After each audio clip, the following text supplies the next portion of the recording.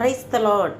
இன்றைய ஜீவாப்பம் ரோமர் 4 அதிகாரம் 13 அன்றியும் உலகத்தை சுதந்தரிப்பான் என்கிற வாக்குத்தத்தம் ஆபிரகாமுக்காவது அவன் சந்ததிக்காவது நியாயப்பிரமாணத்தினால் கிடையாமல் விசுவாசத்தினால் வருகிற நீதியினால் கிடைத்தது. அல்லேலூயா, ஆமென். பாருங்கள், இதில் அப்போஸ்தலனாகிய பவுல் அழகாக இந்த வசனத்தில் குறிப்பிட்டிருக்கிறார். பாருங்கள், உலகத்தை சுதந்தரிப்பான் என்கிற வாக்குத்தத்தம் ஆபிரகாமுக்காவது அவன் சந்ததிக்காவது நியாய பிரமாணத்தினால் கிடையாமல் விசுவாசத்தினால் வருகிற நீதியினால் கிடைத்தது. அப்போ பாருங்க, அப்போ நியாய பிரமாணத்தினால் ஆபிரகாமுக்கு இந்த ஆசீர்வாதம் கிடைக்கவில்லை, அவங்க சந்ததிக்கும் நியாய பிரமாணத்தினால் கிடைக்கவில்லை. ஆண்டவர் ஆபிரகாமுக்கிட்டையும் அவங்க சந்ததிட்டையும் பார்த்தது பாருங்க, விசுவாசத்தினால். ஆபிரகாம் தேவன் மேல் வைத்த விசுவாசத்தினால் அது அவனுக்கு நீதியாக எண்ணப்பட்டது, நீதியாக எண்ணப்பட்டது. அந்த நீதி பாருங்க, விசுவாசத்தினால் வருகிற நீதி.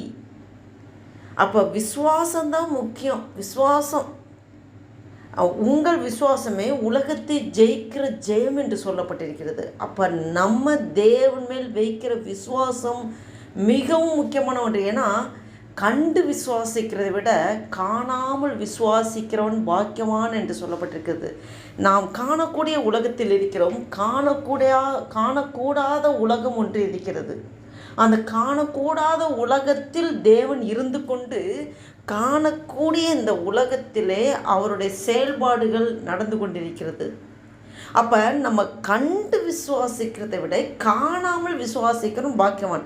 அப்போ பரலோக ராஜ்யம் ஒன்று இருக்கிறது, தேவன் இருக்கிறார், அவரோட பிரசனம் நம்மளுடையிலே இருக்கிறது அப்படின்னு நம்ம முழுமையாக விசுவாசிக்க வேண்டும். அந்த விசுவாசம்தான் முக்கியம். அவ்விசுவாசத்தை பிசாசு கொண்டு வருவான். அவ்விசுவாசத்தை இயேசு கிறிஸ்துவின் நாமத்தினாலே துரத்துகளாக நாம் இருக்க வேண்டும். நாம் ஒருபோதும் விசுவாசத்தில் தளர்ந்து போய்விடக்கூடாது. பாருங்கள்,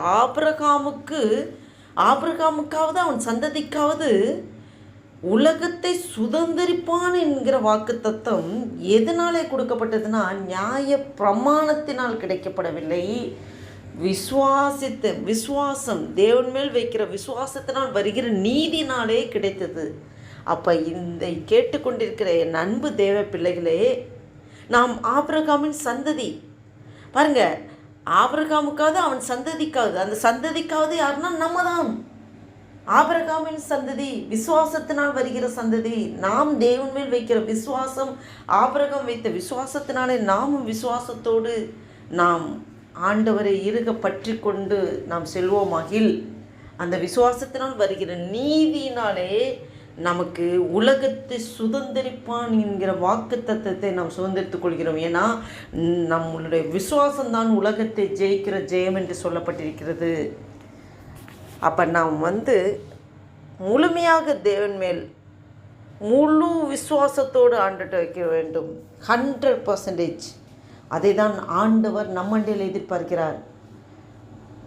நாம் விசுவாசம் இல்லாமல் தேவன் மேல் பிரியமாக இருப்பது, அவர் தேவனை பிரியப்படுத்துவது கூடாத காரியம். விசுவாசம் இல்லாமல் தேவன் மேலே பிரியமாக இருக்க முடியாது. நம்ம தேவனை பிரியப்படுத்த முடியாது.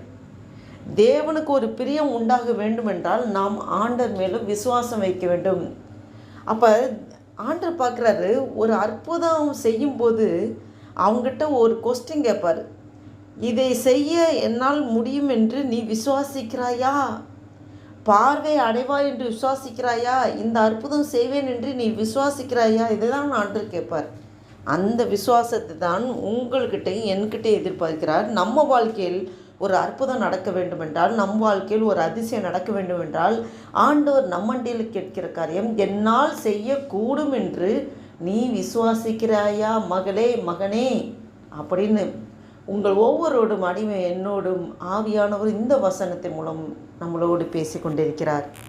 நாம் இந்த சிந்தையோடு நாம் ஆண்டவர் மேல் வைக்கிற விசுவாசம் எந்த அளவுக்கு நாம் வைத்திருக்கிறோம், நம்மளை நாமே ஒரு விஷயம் ஆராய்ந்து பார்த்து இந்த நாளில் ஆண்டவர் நோக்கி ஜெபம் செய்வோம்.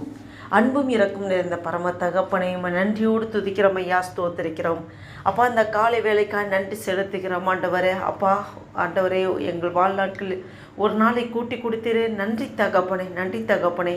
காலைதோறும் உடைய கிருபைகள் புதிதாக இருக்கிறது என்று சொன்னீர் ஆண்டவரே. உடைய புதிய கிருபினால் எங்களை நிரப்பி வழிநடத்தி ஆசீர்வதிக்கிறதுக்காக ஸ்தோத்திரம் ஆண்டவரே. விசேஷமாக இந்த 2025 வருடத்தின் ஆண்டவரே அப்பா, ஏப்ரல் மாதத்தில் 28 காண கிருபை செய்திரே. உமக்கு கொடான கொடி ஸ்தோத்திரம் ஐயா. நன்றி அப்பா.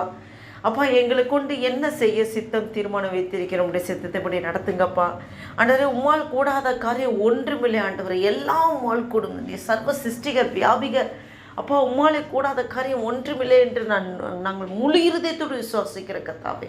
இந்த வீடியோவை கேட்டுக்கொண்டிருக்க பார்த்து கொண்டிருக்க ஒவ்வொரு விசுவாசத்தை தட்டி எழுப்பும்படியாக ஆண்டவரே, இந்த வசனத்தின் மூலம் எங்களோடு நீர் இடைப்பட்டு கொண்டிருக்கிற நன்றி அப்பா. எங்களே அர்ப்பணிக்கிறோம், ஒப்பு கொடுக்குறோம், விட்டு கொடுக்குறோம் ஆண்டவரே. அப்பா ஆண்டவரே, எங்களுடைய எதிர்காலம் எல்லாம் உடைய கருத்தில் இருக்கிறது ஆண்டவரே. எங்களை உருவாக்கின நீர், எங்களை படைத்தவர், வேறு பிரித்தவர் நீர் ஆண்டவரே.